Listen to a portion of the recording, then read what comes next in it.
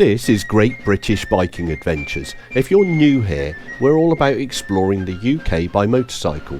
You might want to check out our Coast Adventure series, in which we are travelling around the British coastline. In this video, I'm going to show you how we use Google Maps to plan our routes. I know there are other applications and tools provided by the likes of Garmin and TomTom, but for the time being at least, we've stuck with Google Maps.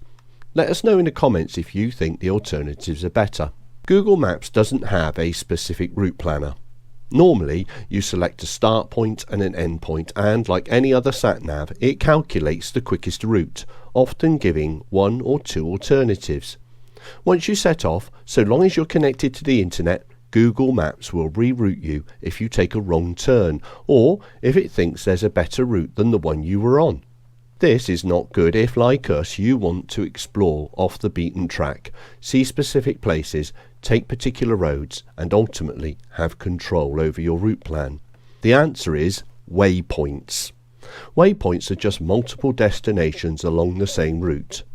By adding waypoints, you can force Google to take the route you want.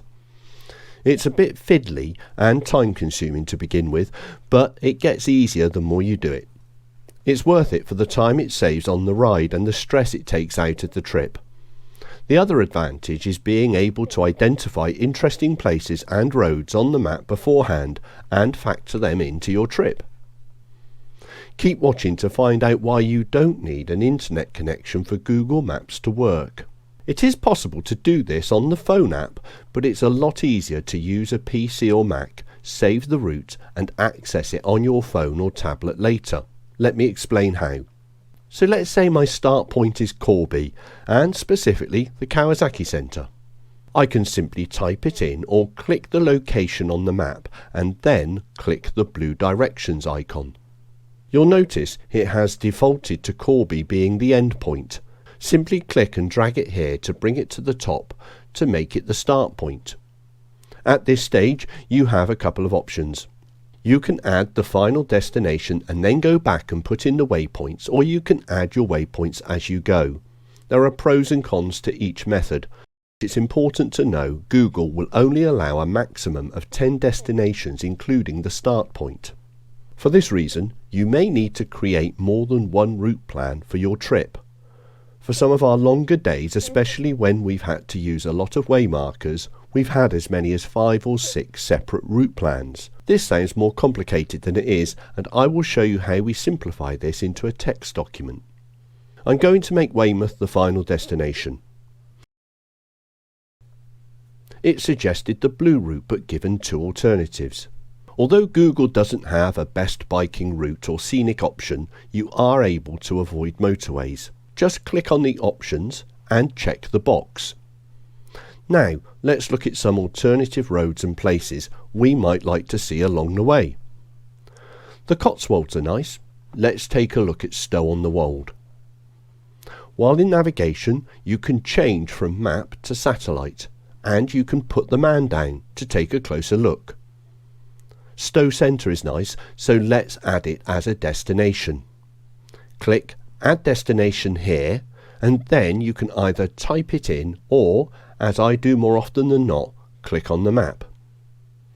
If you've already put in your final endpoint, then you will need to move Stow up the list, or else Google will send you to Weymouth first and then back to Stow. Let's take a look at a road we'd like to ride along the way. I'm sure the A429 is great and probably the quickest route, but I like the look of this road here, and it also takes me south towards the final endpoint. So I'm going to add another waypoint so Google will take me along that road. Now, I might get away with just one waypoint, but often you have to add more to keep Google from taking you back to the faster route. I'll click here at the Cotswold Wildlife Park. By choosing somewhere in the middle of the alternative road, you're likely to need just one or fewer waypoints. Great, let's take a look, keeping an eye on the mileage and travelling time. I've just seen this airfield here. It's RAF Bryce Norton. I wonder how close we can get to the plains. By dragging the man over the map, the roads that turn blue are generally those you can get to. This lane gets pretty close to the runway. Also, there's a distillery. I wonder if it's open to the public. Let's put the man down and take a closer look. There's a runway access gate that we might get a glimpse of a fighter jet from. Let's look at the distillery. Viewing the details on Google Maps, it seems like it's open to the public. I'll open the website and take a look later.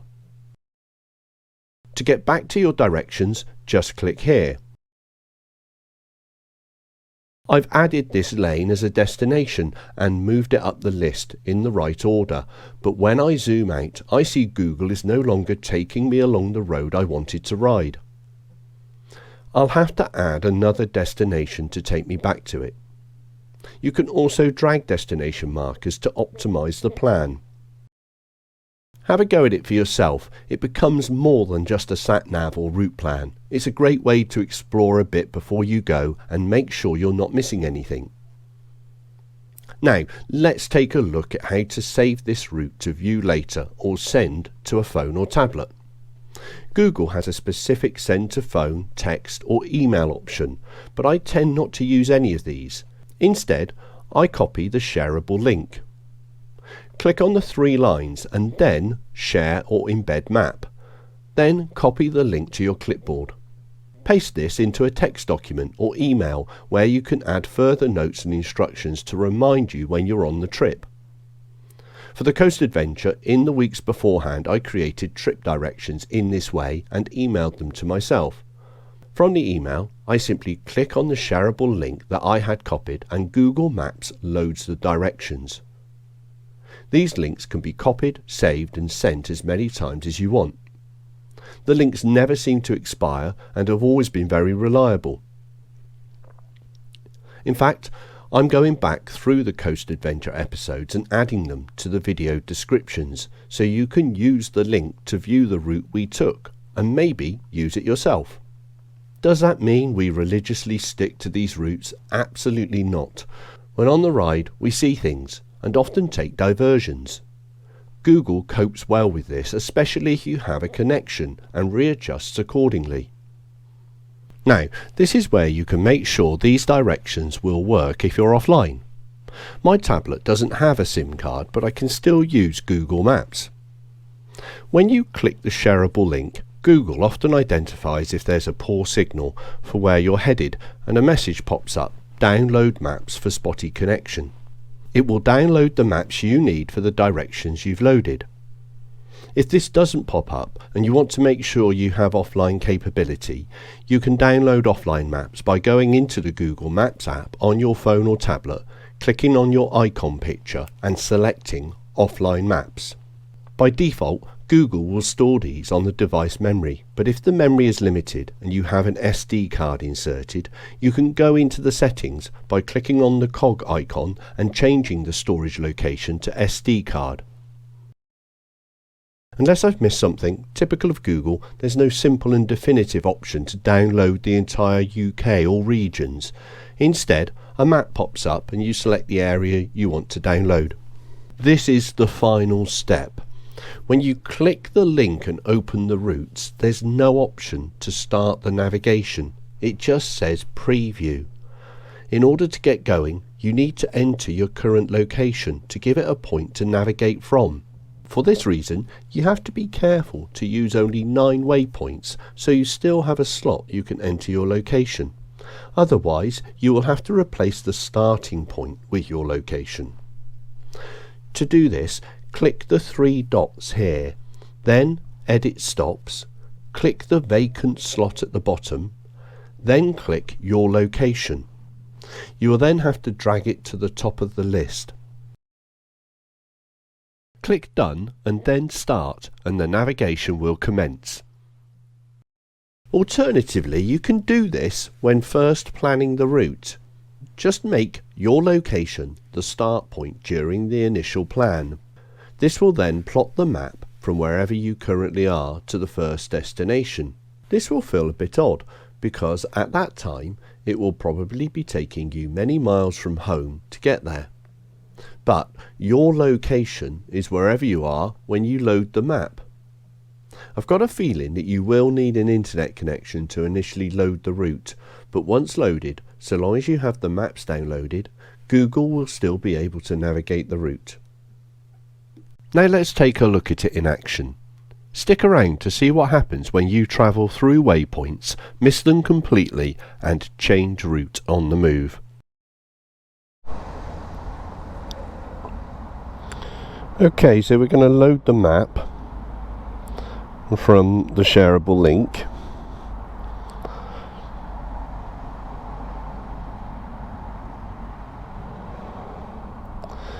There we have it. So we're going to start that.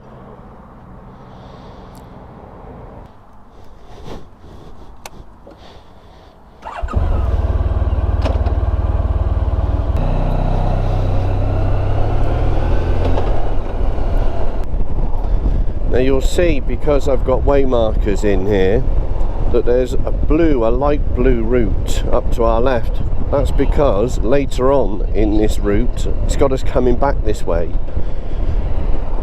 But actually I'm not coming back that way. I'm going to demonstrate how Google should reroute us.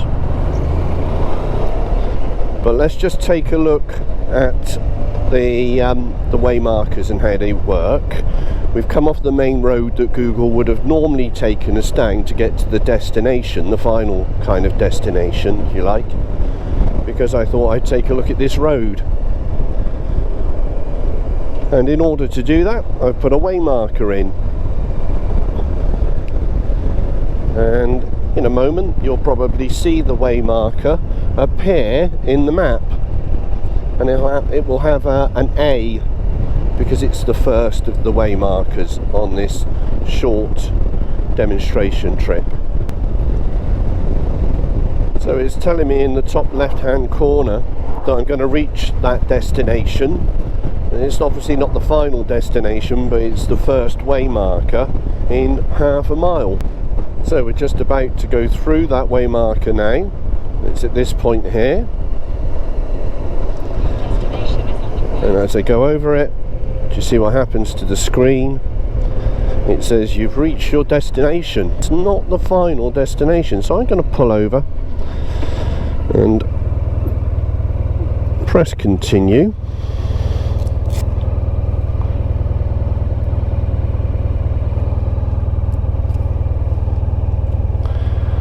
Basically, we're going to now press on to the next way marker.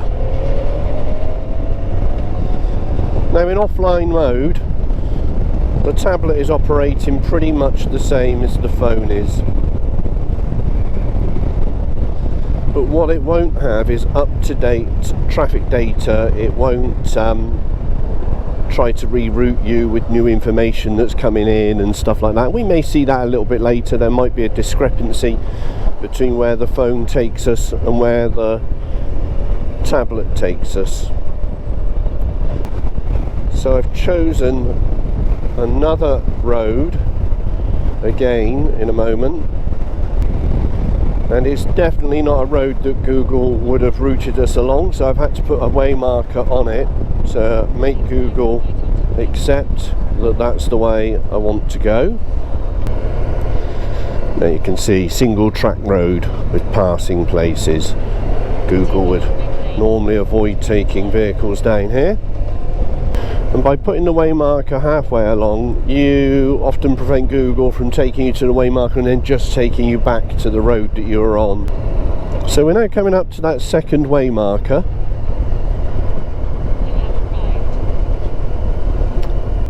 And we're going to press continue. And there you go. You can see I've got the Google voice on as well. Not got my intercom on, so it's not connected to my intercom, but you can get it so that it comes through your intercom and you don't have to look at the map so much. Okay, so you might have noticed the teddy up front. His name is Skeggy, after Skegness. We picked him up at an amusement arcade on one of our coast adventure trips when we went through Skegness. That episode is coming soon, so if you haven't checked it out already, check out our coast adventure. We're travelling the UK coastline, and the good thing about that series is that you can hop on and hop off at any time.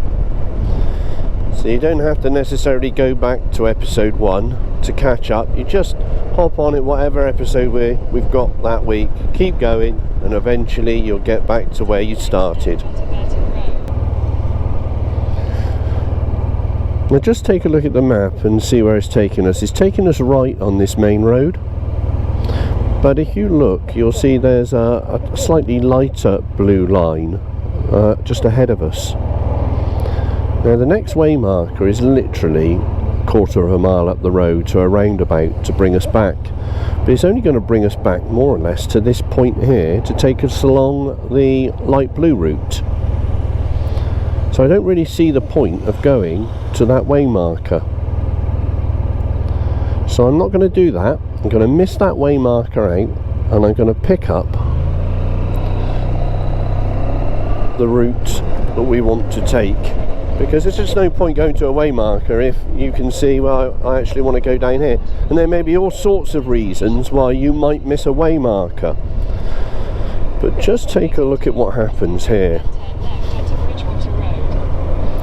Now obviously Google Maps is looking to reroute us. It wants us to go round and turn left at the next junction and back onto the main road, because what it's doing essentially is it's taking us, or it's wanting to take us back to that way marker. We haven't driven over it, so we haven't got the message that says continue, and so it thinks we haven't done that way marker and we've got to get back to it. It's trying to get us back to it. So what we do in this situation is we take the way marker out. Quite simply done by pressing the cross, and you get this message up and it says exit that way marker there, remove the next stop. And what that will do, that will just reset the route. As you can see, it's no longer trying to take us back around to that way marker. It's got us on the track. Now we struggled with that a little bit to begin with, and we have been known to go round in circles on some of our trips, wondering why Google Maps is taking us, and then we realise that we've forgotten to take a way marker out, or we haven't passed over a way marker, and it's still trying to get us around to it. And now we're over the next way marker, we've passed over it. Google Maps is asking us now, telling us we've reached our destination. Do you want to continue or end the trip? And of course we want to continue. Now you might be thinking this all seems to be quite a faff, but firstly you have to remember this is a demonstration ride. I'm trying to pack everything into this one ride to try to show you what happens. You can be going miles and miles between these way markers in reality. And the other thing is, you do get used to it, and you do appreciate the fact that you've taken that need for navigation out. Now don't get me wrong, there are times when I like to have that freedom to just travel and ride wherever, and we're going to take a look at how we can factor that into this kind of navigation in a moment. And there are times when we go out and we don't actually set up any Google Maps at all, but if there's an objective, there are places that we specifically want to get to, we want to see, we've got a bit of a schedule, then we'll use Google Maps. Other times we'll just go to an area and explore, and sometimes we'll just follow our noses.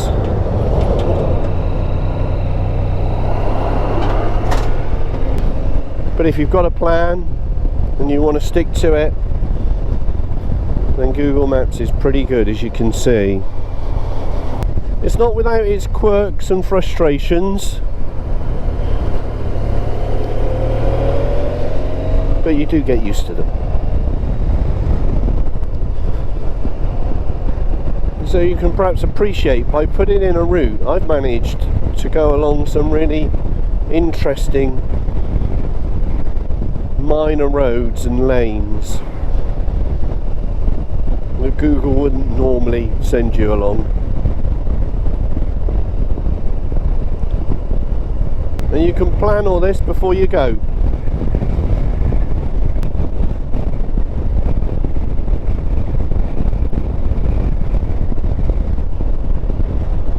Okay, as you can see, we've reached the next way marker. This looks like a nice place to stop, to press continue.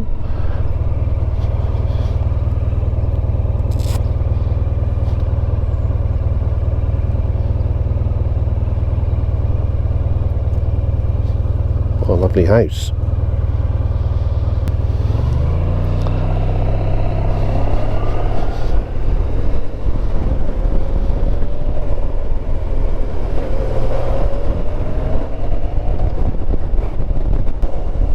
Okay, gone through another way marker. I missed that. Not a great place to pull over there, so I'm going to carry on. Let's just see what happens if we carry on for a prolonged period. So even if you miss it, it will stay there for a little while, perhaps even indefinitely. But I think we'll pull over now and press continue.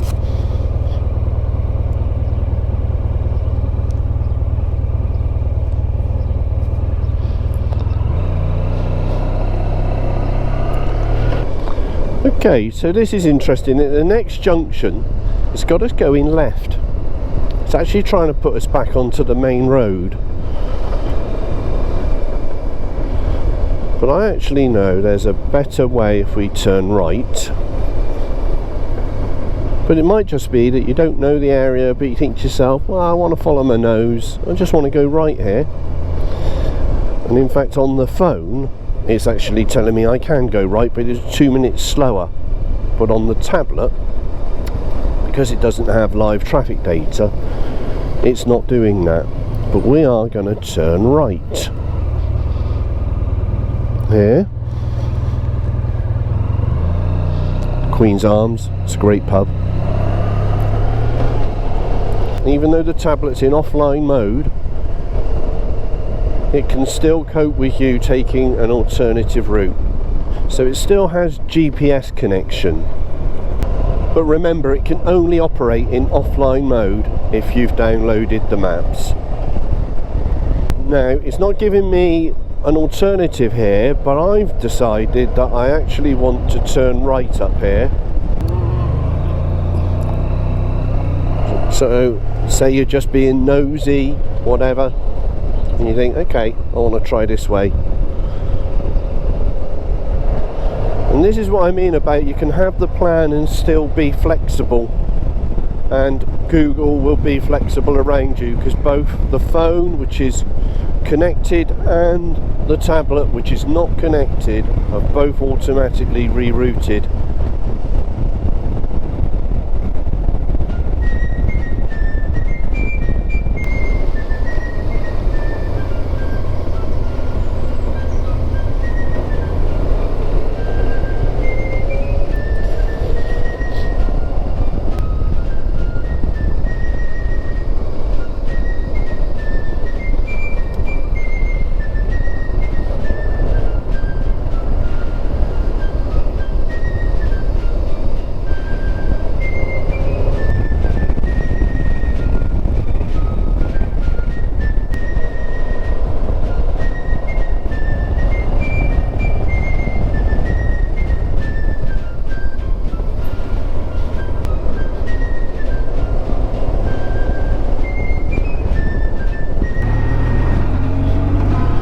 Thanks for watching. I hope you found this guide to using Google Maps for route planning useful. And if you liked it, please give us the thumbs up.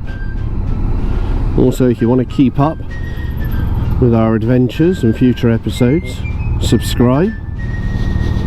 And it's always nice to see and respond to your comments as well.